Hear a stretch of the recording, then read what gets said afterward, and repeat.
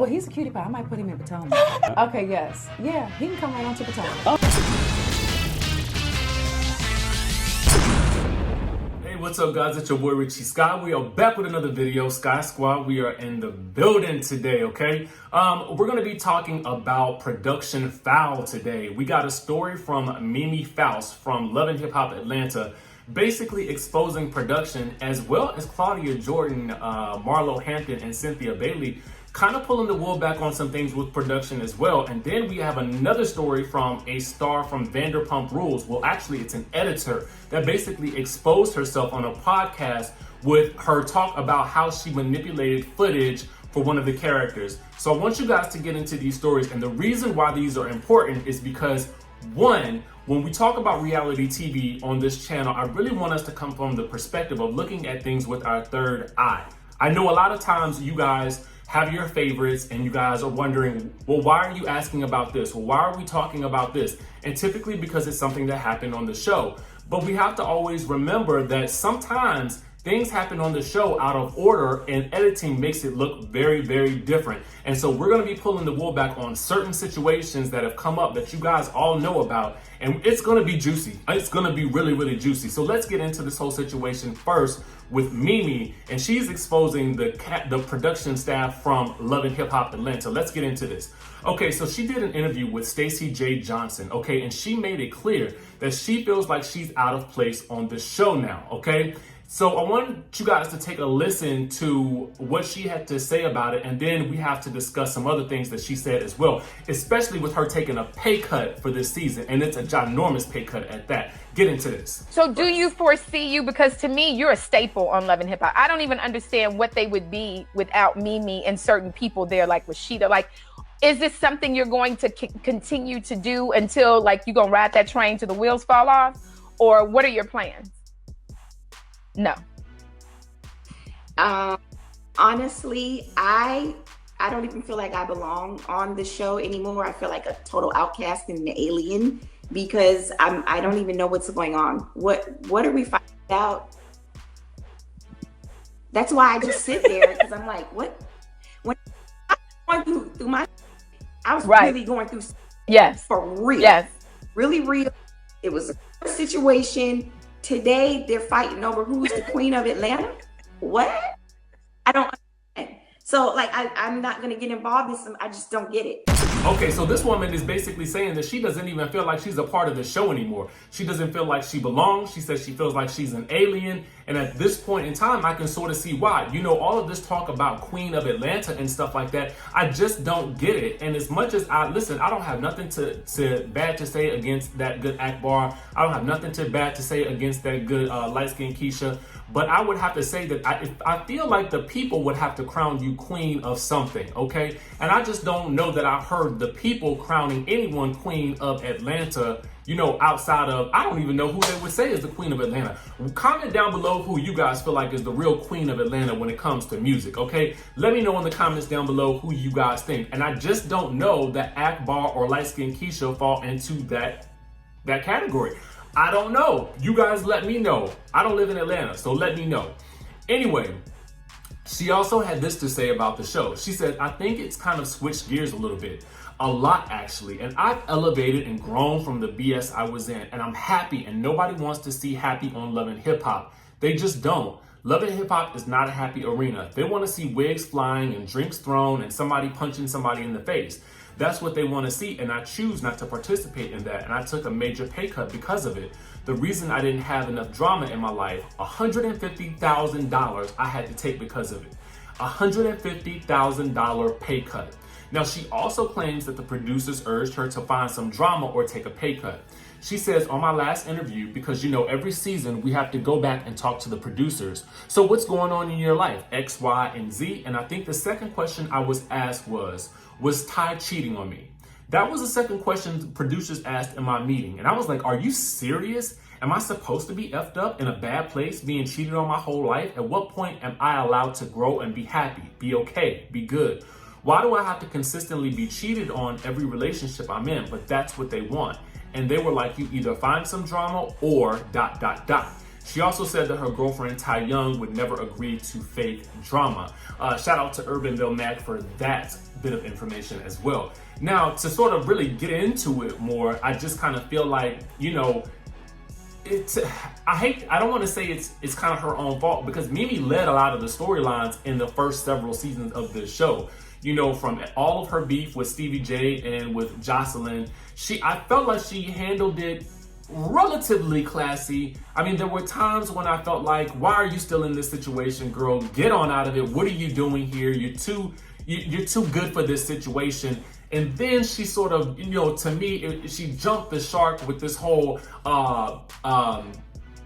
this tape that she did with that dude Nico, where she hanging about the showers and stuff, acting like this was something that was not professionally done. To me, I felt like, I don't really know about that. And then she had a couple of seasons where she had some other storylines and dating the women and stuff like that.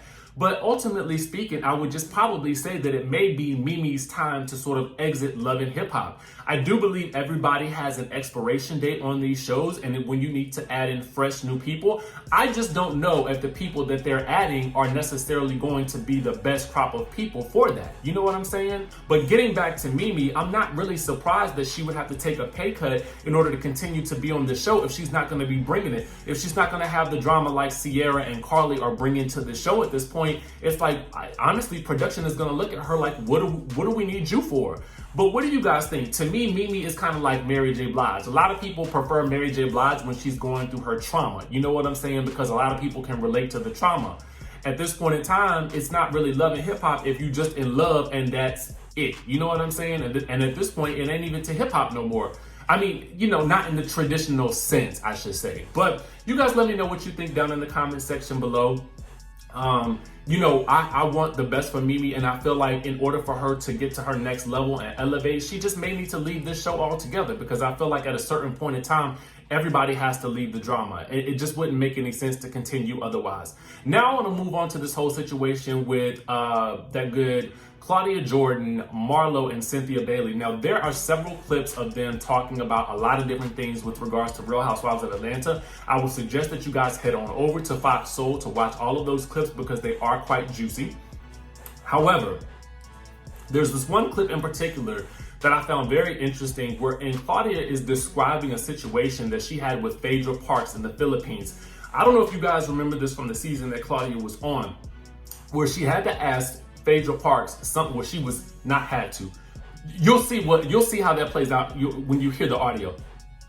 But she does say that the producers manipulated some of that footage to make it seem as though Phaedra was upset about one thing when she was upset about another, okay? So I want you guys to listen to this and sort of get an idea of where we're kind of going with this. There's a reason why you read someone, there's a reason why you come at someone. A lot of times you're responding and it looks like you're coming at someone, and it's not necessarily the case. Well, I would say just in terms of editing, you know, we're all at the mercy of editing, but, you know, the game has changed. We have our own platforms to go and really, you know, say really what happened. I just speak on it. You know, we all have our YouTube channels that we actually can go and say, okay, glad you guys watched the episode, but this is what you didn't see. I have to share something real quick. I mean, it ain't about me, but I'm gonna get my little thing off right now. When season 7, we were in the Philippines. They told me to have a scene with, I had a scene with Phaedra, and they said try to get us to talk about our marriage and the divorce, and you share your own experiences, and you know, see if you can have a bonding session. So I did.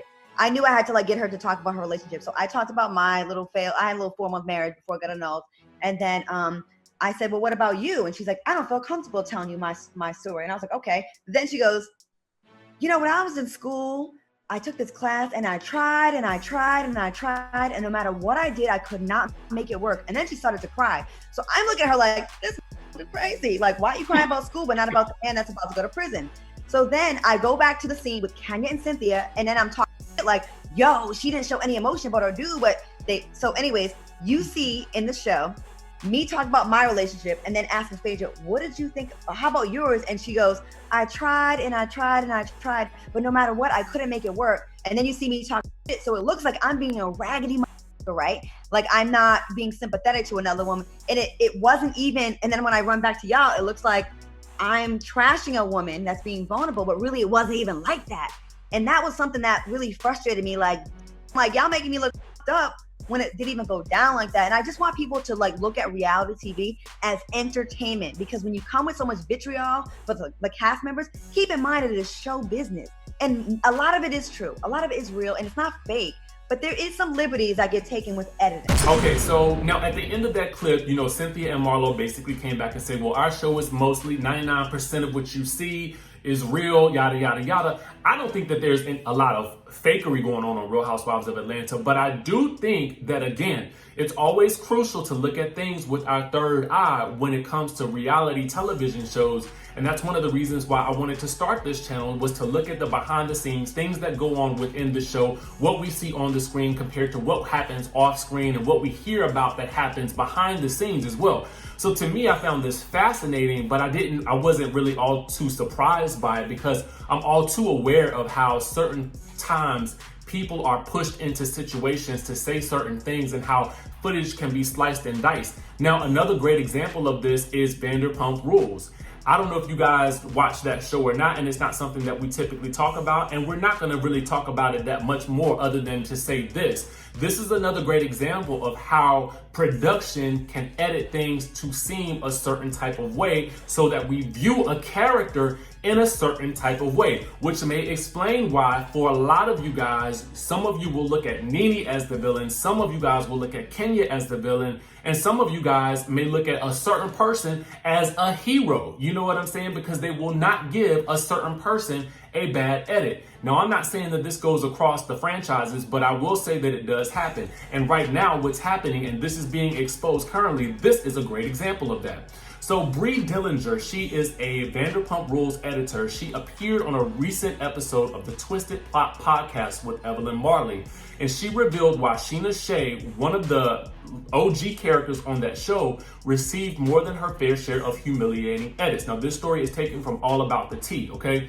She says, if Sheena knows what's good for her, she'd befriend me, because my favorite game is finding all the embarrassing things that Sheena does and putting them all in. She snarked, okay? She later laughed that Sheena Shea's memoir goal should be titled Death by a Million Embarrassments. Now, Bree, the editor, even confessed that she had manipulated a scene between Sheena Shea and Stacey Schroeder's younger brother, Nikolai, at Stacey's engagement bash. She says, it was so funny. We were watching the scene and we were like, okay, this is over the top. I realized that. But how can we resist? Yes, I set it to funny music and I added a funny soundbite, but she did that. We asked her in the interview how young would she go, and we didn't tell her it was for the Nikolai scene, of course, okay? And then she apparently stopped short of revealing which cast members have scored the more cushy edits. Now, on that show, it is being rumored that Stacey and her fiance, Beau, are receiving hero edits. A hero edit is basically where they give you the best edit possible. Nothing you do is wrong. They show you in a glow-up type situation, and that definitely happens on a lot of these shows. You know what I'm saying?